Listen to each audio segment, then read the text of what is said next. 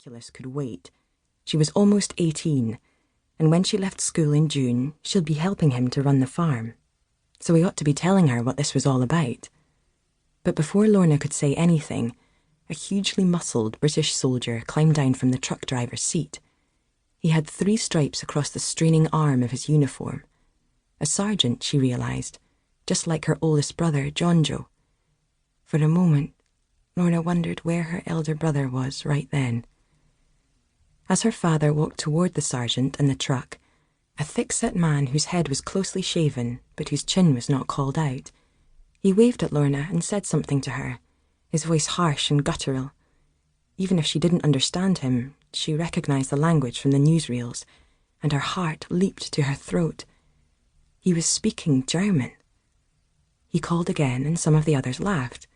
Suddenly Lorna felt exposed and awkward, and then the familiar burn of a blush began to creep up her neck.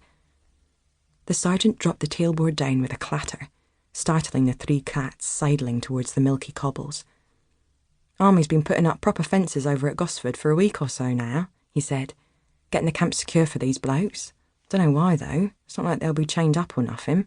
Too busy working for their keep, from what I hear." He beckoned someone forward with a stubby finger. "Vogel? Your turn, sunshine. Down you come." Lorna grabbed at her father's sleeve while not taking her eyes from the men in the truck. Then her dad was growling in her ear. "Stop gawping, girl, and go." "But they're Germans," she said. "The enemy. You can't be bringing enemy soldiers onto our farm, Dad. No. They're prisoners of war now, not soldiers. Sure that Mr. Hitler's the devil in jackboots, but the war is over for these chaps. And since they're fit and able young men, they can damn well do a man's work around this farm. But Dad..." Her annoyance now obscured her embarrassment. "We're coping just fine until your brothers come back. If they ever come back." Even as she said it, Lorna knew she'd overstepped the mark, and she hoped her father hadn't heard. He had. "Do not tell me how to run my farm." He pointed deliberately in the direction of the village and the school. As Lorna began to argue, a prisoner, had the sergeant called him Vogel, jumped down from the truck, stumbling as he landed, his back to them. He quickly righted his balance. Tall and skinny, his dark grey uniform didn't fit him. The pants were baggy and too short, and the jacket swamped his gaunt frame. He had the same haircut as the others, shaved close, and his neck was scrawny and pale.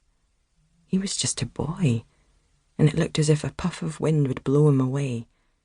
But then the boy turned toward them, and Lorna could see a high cheekbone and a strong jawline. All right, perhaps he was more a man, but still. Then he faced them full on, and Lorna's irritation was instantly extinguished, her shock catching her throat. Half the boy's face was gone. No, that wasn't quite right.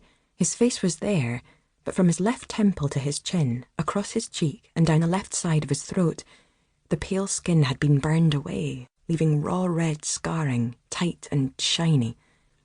The flesh was puckered into the knotted remains of an earlobe, and his left eye was stretched out of shape, round, elongating to oval. Lorna was horrified. What had happened?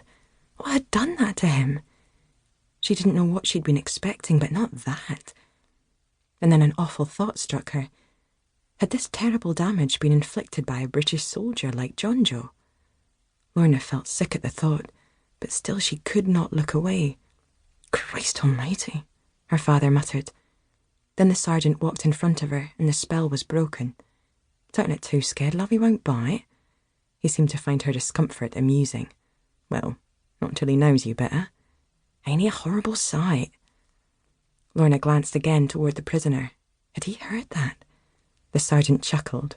"Don't worry, love. He doesn't speak a word of the King's English. None of them do." He gestured to the German. "Do half nine English, eh, Fritz?" Was that even German? The prisoner stood straight and still. His expression, or as much of it as she could interpret from the undamaged side of his face, was impassive. A mask. Perhaps the driver was right, and he hadn't understood the insult. As the sergeant gave them a mock salute and clambered back into the truck, Lorna struggled to remember what she had been saying before that awful scarred face had forced everything else from her mind. As the army truck reversed across the farmyard, Lorna